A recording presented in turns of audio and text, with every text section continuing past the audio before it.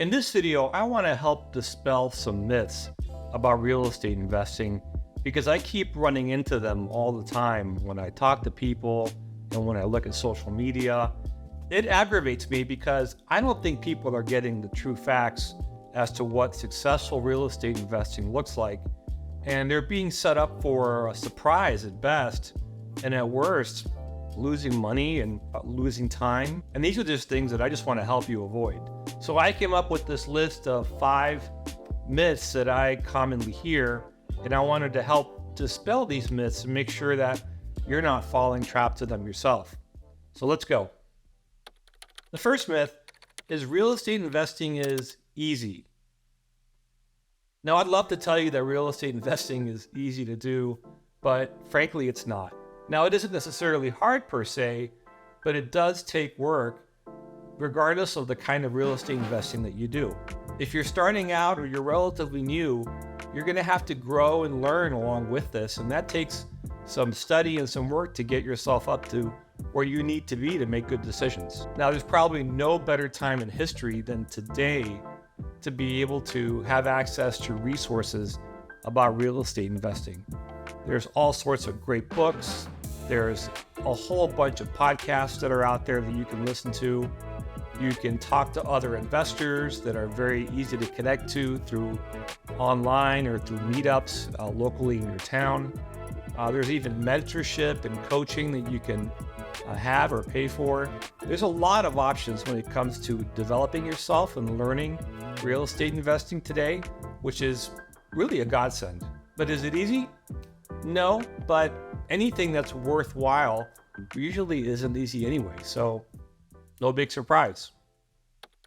Number 2, real estate investing is a way to make quick cash. This is probably the biggest thing I see on social media. Somebody saying, hey, I flip houses now and within 4 weeks I left my job, or now I do this or I do that, and look at all this money I make. And I think that's more social media stuff and not really the reality. In my experience, there's no such thing as quick cash in real estate investing. True successful real estate investing takes time, and it's a methodical process. And over time, if you make the right decisions, you'll do better and better. But in terms of what's quick and quick cash, it doesn't really exist. So what does work? Well, not taking huge bets, taking your time to due diligence and make sure you're understanding what you're getting into, and not being rushed are some of the biggest factors that will help you succeed over time. Number 3, real estate investing is passive. Now, there is something called, quote, passive real estate investing, but it's a little bit different than what I'm talking about here. When I mention passive real estate investing, I'm talking more about not being the one that's the landlord necessarily, not being the one that's lifting the hammer and fixing things, not actually working in the real estate investment. That to me is more of what's called passive investing. But even passive investing requires some work. What do I mean by that? Well, if you're a passive investor, you need to research the people you're investing with.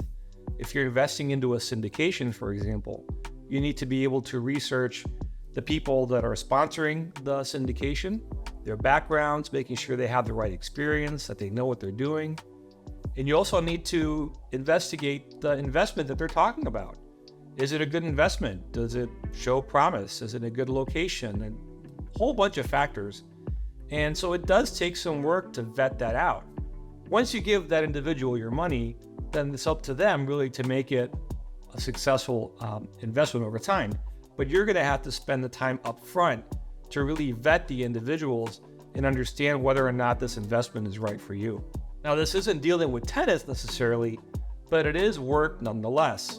So while it is passive investing from that perspective that you're not managing the asset, you still have work to do in the beginning, which means it's not really truly passive. Hey, real quick, are you liking this video? Please click the like button so YouTube knows that this is quality content and will share it with more immigrant investors. Now, back to the video. The 4th myth is real estate investing is only done with a lot of money. This is a big myth. You do not need a lot of money.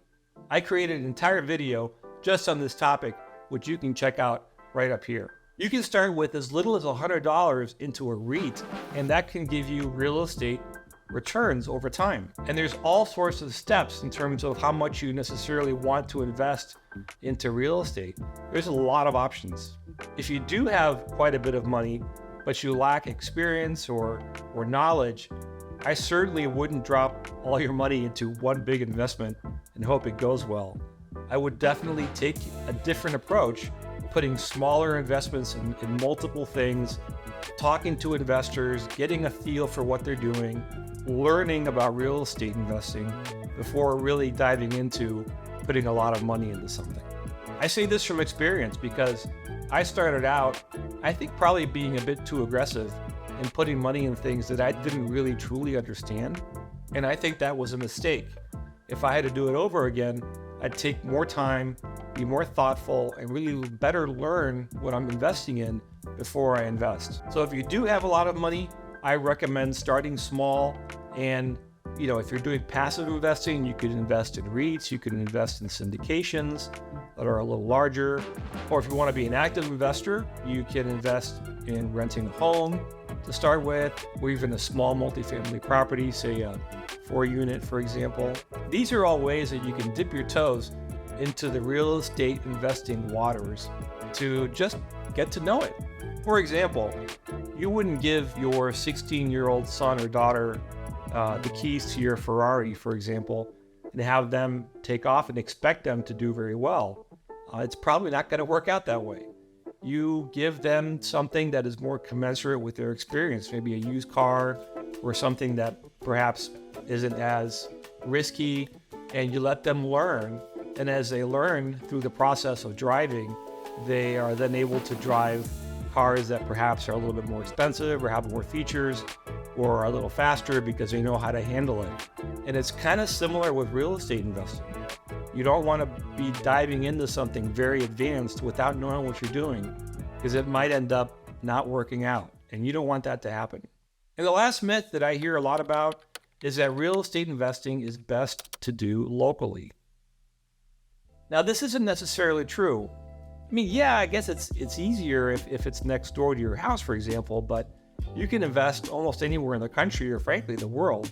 Most of my apartment investments, for example, are located in other parts of the country: Jacksonville, Dallas, Atlanta, nowhere near where I live.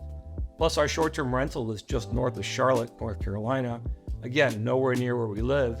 So we made it work. And honestly, it's not that difficult, but you do need to have some processes put in place, and you need to have a great team locally that can help support you and your investment strategy. So those are the top 5 myths that I hear the most about. There are probably others, so if you think I've missed one, please note it in the comments and let me know, and perhaps I'll make a video about that myth if I missed it that you think might be a good one to focus on. Thank you very much for your time, and thank you for watching the Immigrant Wealth channel.